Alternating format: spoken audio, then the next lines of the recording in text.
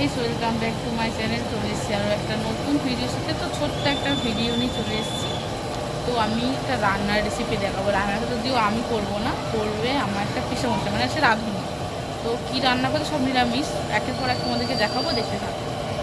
তো দেখো, রান্না বসিয়ে দিয়েছিল। ওদিকে পটল ভাজা, আলু ভাজা আর পনির, এই তিনটেরই রেসিপি হবে, পটল আলু পনিরের তরকারি।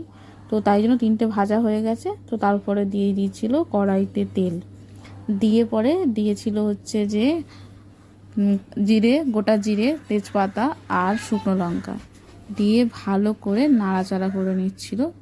তো তারপরে একটু ভাজা ভাজা হয়ে যাওয়ার পর দিয়ে দিয়েছিল টমেটো। তো টমেটোটাকে দিয়ে না ভালো করে নাড়ছিল, ভাজা ভাজা মানে অপেক্ষায় রয়েছিল যে কখন পুরোপুরি ভাজাটা হবে। তো তারপরে ওর মধ্যে দিয়ে দিচ্ছিল সব গুঁড়ো মশলা, মানে হলুদ, নুন, যা যা লাগে সবটাই একটা মানে পাত্রতে ঢেলে ওর মধ্যে জল দিয়ে একটু কিছুক্ষণ ভিজিয়ে রেখেছিল। তো তারপরে দিয়ে দিল। এরকমভাবে যদি আমি ঘরে করি না, তো রাঁধুনির প্রসেসে রাঁধুনি নিশ্চয়ই করবে। তো রান্নাটা খুব সুন্দর হয়েছিল খেতে, যাই হোক আর তাই হোক। তো যাই হোক, তা ওরম মশলাটা ভাজা ভাজা হয়ে গেলে তার মধ্যে দিয়ে দিয়েছিল আদা পেস্ট। যেহেতু এটা নিরামিষ তরকারি, তো শুধু আদাটাই দিয়েছিল। তো তারপরে বেটে রেখেছিল না ওই যে কাজু, তারপরে হচ্ছে যে চারমগজ, এগুলো ভালো করে পেস্ট করে রেখেছিল, তো সেটাকেও দিয়ে দিয়েছিল। দিয়ে ভালো করে নাড়াচাড়া করছিল।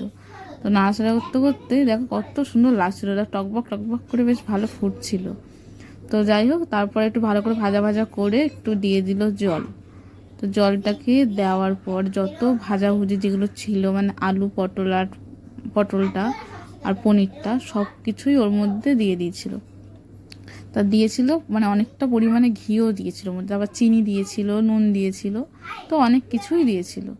তো দেখো, সব কিছু দিয়ে একসাথে ভালো করে নাড়াচাড়া করে আমাদের রেসিপি রেডি।